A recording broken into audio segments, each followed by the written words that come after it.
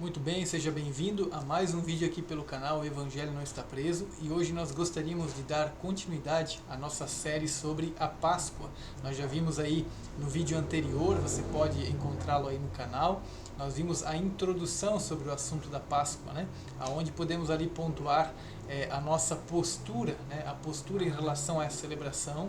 No nosso caso, nós vamos então adotar a postura que busca resgatar o sentido da Páscoa, aproveitar, também vimos, aproveitar esse momento em que as pessoas estão com seus corações mais sensibilizados, aproveitar para semear o Evangelho, não é verdade? Então é essa postura que nós vamos procurar seguir aqui, ok? Então hoje nós vamos tratar sobre a primeira parte. A primeira parte, né, vai falar então sobre a origem da Páscoa, no caso está lá no Antigo Testamento, ok? Então vamos caminhar dessa forma. Vimos a introdução, agora a parte 1, ou a primeira parte, nós vamos tratar sobre a origem da Páscoa, que se encontra lá no Antigo Testamento, tá certo? Então veja só o que temos aí. Primeiro ponto, a origem da Páscoa. Pois bem, conforme já fora brevemente mencionado, a Páscoa é uma celebração de origem hebraica, na época de Moisés, na ocasião dos preparativos para a saída do povo de Israel da escravidão do Egito. Você tem aí todas as passagens. Isso aproximadamente, veja bem, aproximadamente 1460 a.C. Observe, mas é importante, primeiramente, analisarmos o que aconteceu antes, ou seja, o contexto por trás da questão das 10 pragas, da Páscoa em si e da saída daquele povo do Egito sob a liderança de Moisés. Ok? Então dê uma olhada aí. Todo o contexto, tudo o que acontece antes, né? Como a história, como o plano de redenção do Senhor, como o plano de salvação ele caminha, né? Até chegar aquele momento então do êxodo. Observe, você tem aí, né, um gráfico que nos ajuda, né, toda a questão do princípio, né, a criação do mundo, Gênesis 1 e 2, você tem a entrada do pecado no mundo, Gênesis 3 e 4, Noé e o dilúvio, você encontra lá em Gênesis 5 a 9, a formação das nações e das línguas, Gênesis 10, 11, a família de Abraão, você tem isso a partir de Gênesis capítulo 12, você vai ter aí a família de Abraão, o povo de Deus e a terra prometida. Você vai ter aí José, o povo de Deus a caminho do Egito. Então, se você olhar aqui no gráfico, né, você vem caminhando por toda a história, né, por todos os acontecimentos que envolvem o plano de salvação. Você chega aqui na pessoa também de Jacó. Você tem José, que é levado ao Egito. Depois, mais adiante, toda a família de José, ela vai descer ao Egito, né? Você vai ter a morte do faraó, o faraó ao qual o José servia, né? E aí então começa a escravidão do povo de Israel no Egito, né? Você tem a escravidão do povo, Êxodo capítulo 1, o chamado de Moisés para ser o líder do povo de Deus, Êxodo 2 ao 4, o desafio do faraó para a libertação do povo de Deus, Êxodo 5 a 11, a passagem do povo de Deus, no caso, né, a travessia do Mar Vermelho, ou melhor, o povo também, a questão da Páscoa, né, a saída deles, né, o êxodo do povo de Deus do Egito, uma lei é dada ao povo de Deus, você tem toda a entrega da lei, e a construção do tabernáculo pelo povo de Deus. Então esses são alguns acontecimentos. Se você for olhar aqui no gráfico, você tem a escravidão do povo, você tem Deus então levantando, né, Moisés, depois esse encontro que Moisés tem com o Senhor na sarça ardente, a travessia do Mar Vermelho, o povo quando já saiu do Egito, está saindo do Egito, e depois esse povo então no deserto, também aí a questão do tabernáculo, e a história, o plano de Deus vai seguir adiante, tá certo? Então essa panorâmica é importante, né, para que nós venhamos a compreender o que acontece antes da chegada então do povo lá no Egito, a escravidão, a saída deles, né, o famoso êxodo, né? Observe, por gentileza. Primeira coisa, observe, Abraão, vamos partir então aí de Abraão, aproximadamente 1880, segundo a Bíblia cronológica, ok? Aproximadamente 400 anos antes da instituição da Páscoa, no caso que acontece em Êxodo 12, Deus disse a Abraão que seus descendentes seriam escravizados e maltratados por um tempo, num país que não era deles, no caso o Egito. Mas após isso, Deus castigaria a nação onde eles serviram como escravos e tiraria eles de lá e os levaria à sua própria terra. Olha que interessante, Gênesis 15, 13 e o 14, a palavra de Deus diz assim: Então o Senhor lhe disse: Saiba que os seus descendentes serão estrangeiros numa terra que não lhes pertencerá, onde também serão escravizados e oprimidos por 400 anos.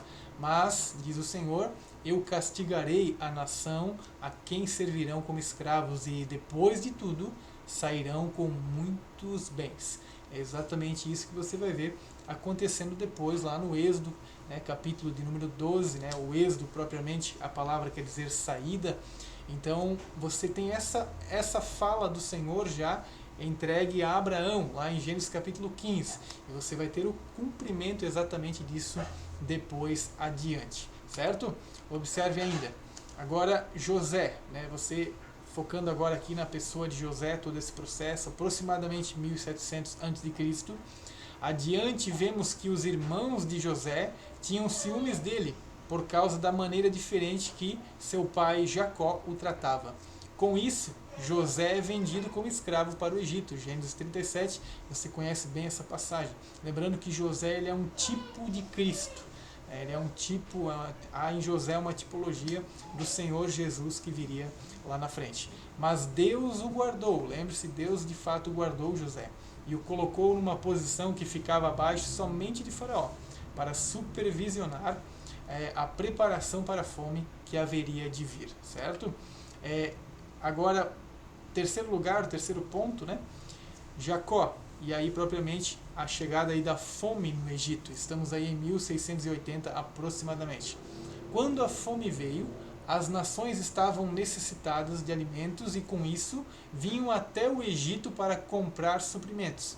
Jacó também enviou seus filhos para comprar comida e eles acabaram sendo reunidos com José. Tem toda aquela situação, né, de certa forma, bem comovente, por sinal. Como a fome continuaria por algum tempo ainda, Jacó e toda a sua família se mudaram para o Egito, inclusive isso então a pedido do próprio José.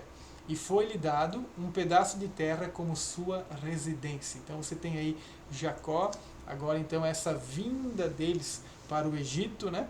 Deus poupando, né? Usando aí o José para poupar várias nações da fome, né? Da morte, melhor dizendo, ajudando assim muitas nações que estavam lidando com essa questão da fome, né? Você tem aí um homem de Deus sendo instrumento para ajudar muitas pessoas em uma situação muito delicada, né? Inclusive ele também, claro, ajudou sua própria família, né? Adiante, em quarto lugar, a escravidão agora, o clamor e Moisés, o libertador. Agora já estamos em aproximadamente 1460 a.C.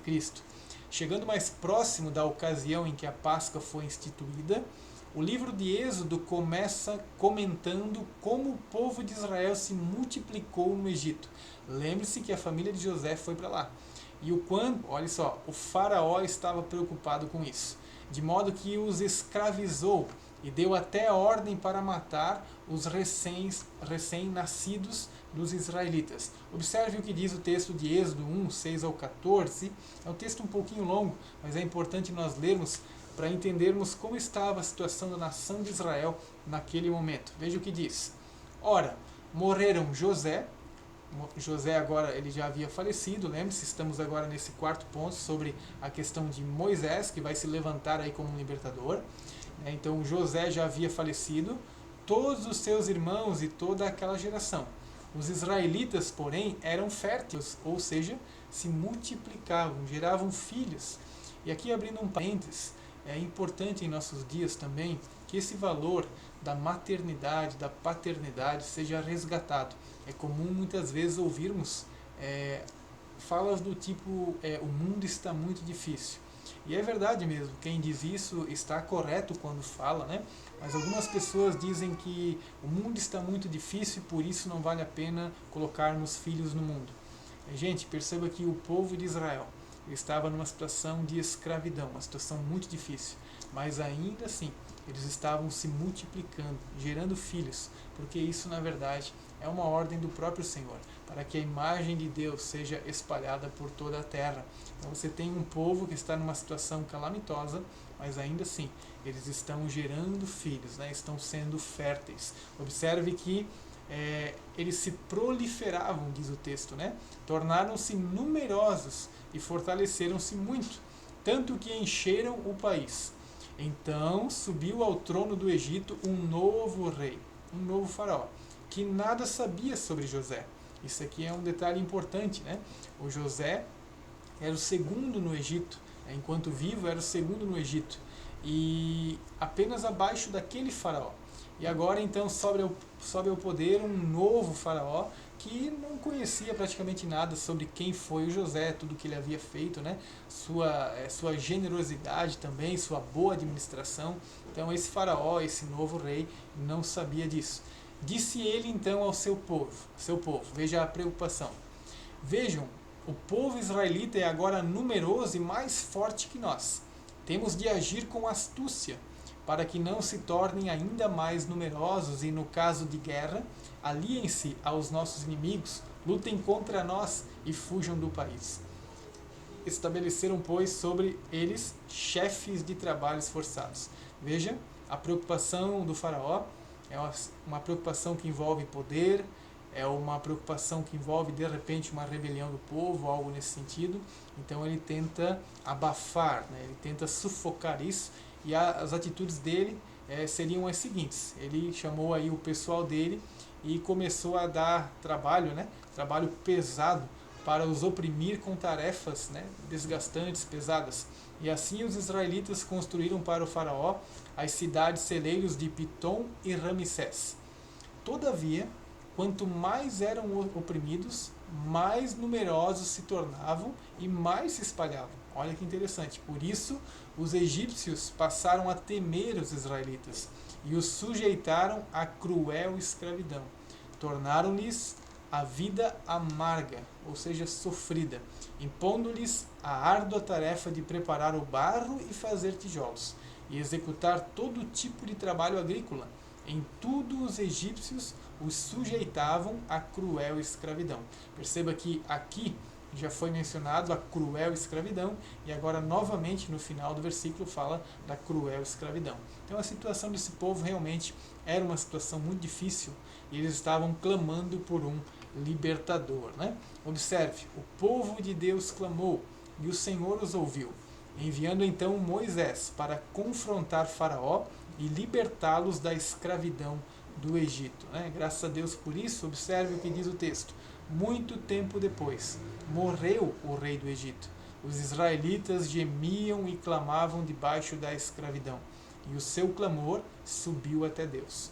Ouviu Deus o lamento deles e lembrou-se da aliança que fizera com Abraão. Ou seja, Deus não se esqueceu dessa aliança. Abraão, Isaque e Jacó. Deus olhou para os israelitas e viu qual era a situação deles. Observe ainda, disse ainda, eu sou, aqui quando Deus aparece a Moisés já, né? Disse ainda, eu sou o Deus de seu pai, o Deus de Abraão, o Deus de Isaque, o Deus de Jacó. Então Moisés cobriu o rosto, pois teve medo de olhar para Deus. Disse o Senhor, de fato, tenho visto a opressão sobre o meu povo no Egito, e também tenho escutado o seu clamor, por causa dos seus feitores, e sei quanto eles estão sofrendo. Interessante que Deus estava realmente atento a tudo isso que estava acontecendo e confirma isso então a Moisés, né? Observe como caminha aqui ainda. Moisés, juntamente com Arão, vão adiante de Faraó e pedem para que ele deixe o povo ir. O coração de Faraó era endurecido, e Deus então envia 10 pragas para punir aqueles que oprimiram o seu povo, no caso. Lembre-se de Gênesis 15, quando Deus falou a Abraão. Lembre-se? Então o Senhor lhe disse, saiba que os seus descendentes serão estrangeiros numa terra que não lhes pertencerá, onde também serão escravizados e oprimidos por 400 anos.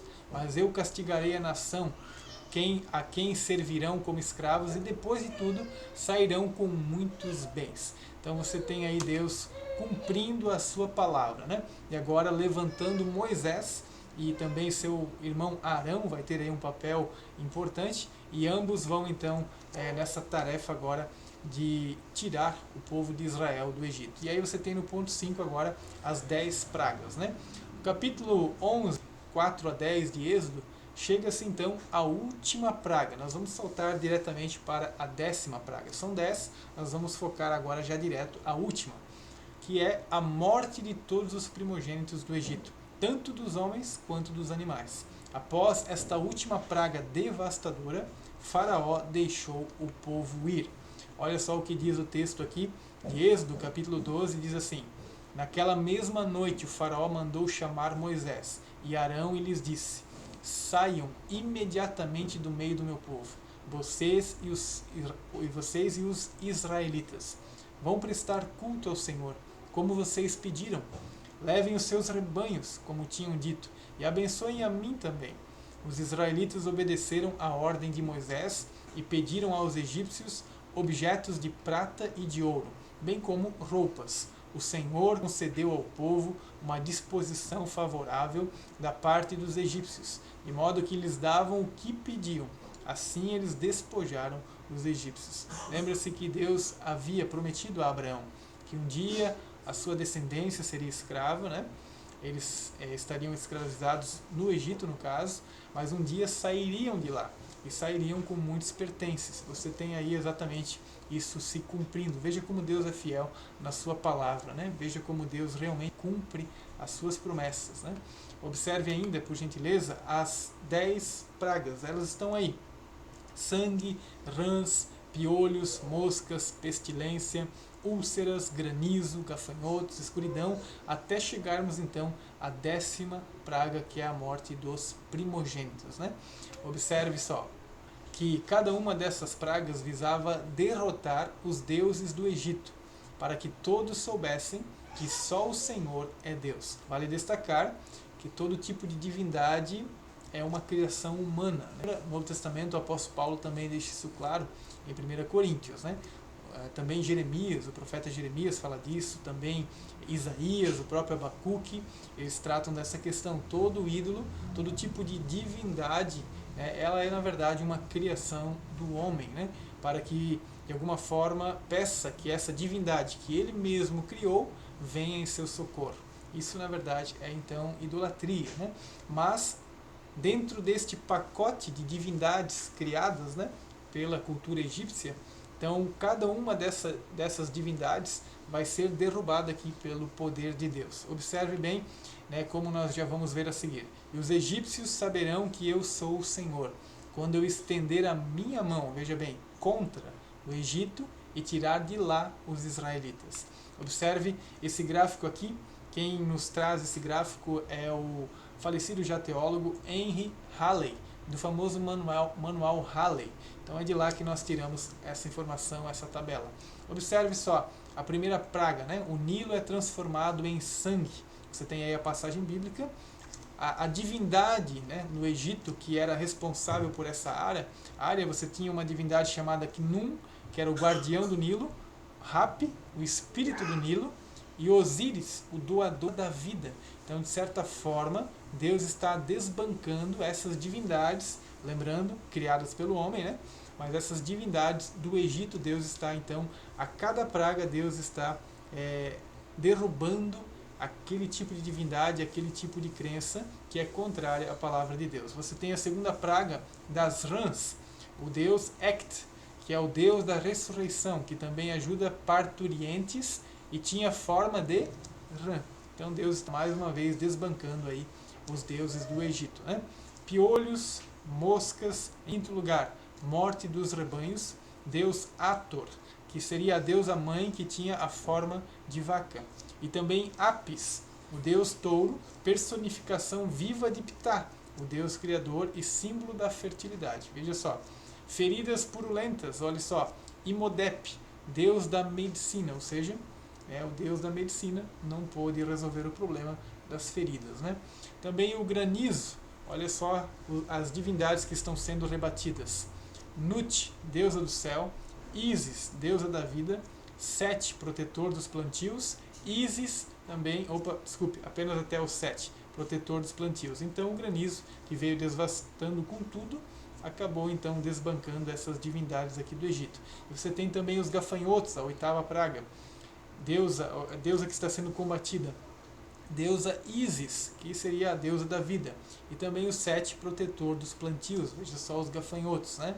As trevas, você tem aí as divindades combatidas, Ra, Aten, Atum, Horus, todos eram algum tipo de deus sol.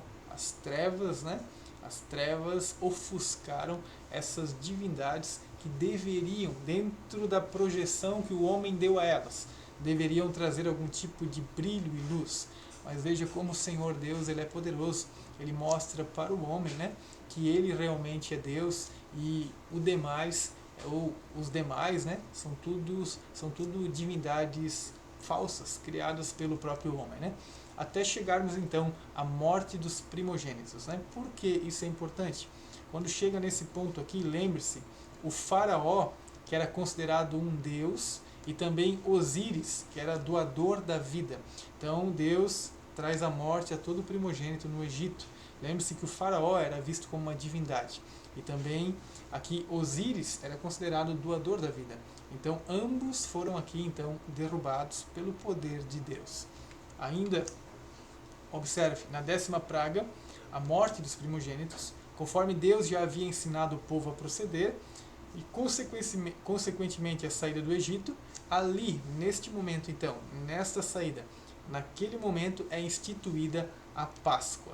Observe, esse texto é longo, mas é importante. O Senhor disse a Moisés e Arão no Egito: este deverá ser o primeiro mês do ano para vocês. Digam a toda a comunidade de Israel que no 10º dia deste mês, todo homem deverá separar um cordeiro ou um cabrito para a sua família, um para cada casa. Se uma família for pequena demais, mas para um animal inteiro, deve dividi-lo com o seu vizinho mais próximo, conforme o número de pessoas e conforme o que cada um puder comer. O animal escolhido será macho de 1 ano, sem defeito, e pode ser cordeiro ou cabrito.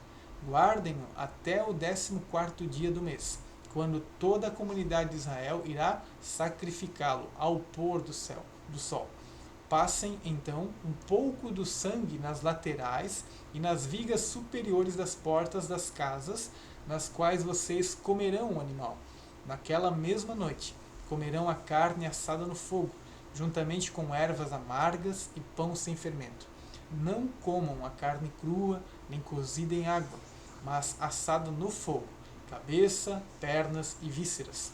Não deixem sobrar nada até pela manhã. Caso isso aconteça, queimem o que restar.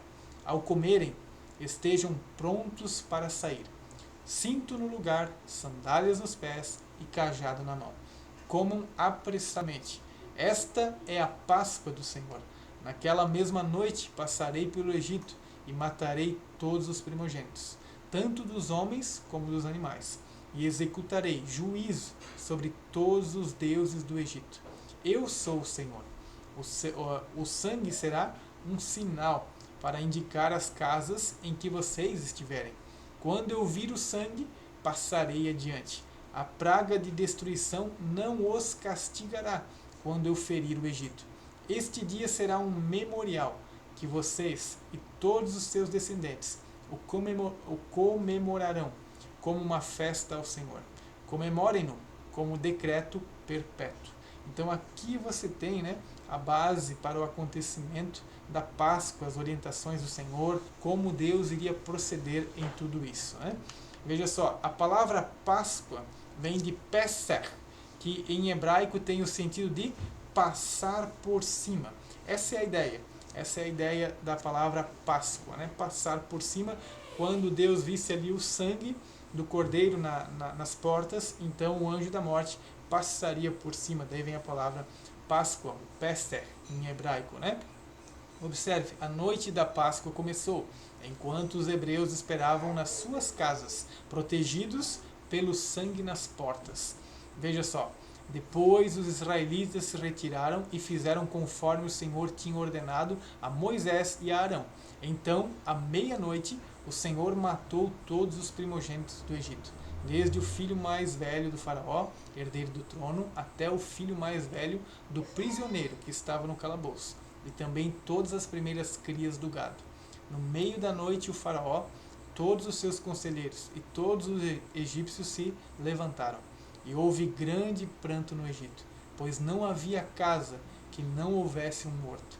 Naquela mesma noite, o faraó mandou chamar Moisés e Arão e lhes disse: saiam imediatamente do meio do meu povo, vocês e os israelitas. Vão prestar culto ao Senhor, como vocês pediram.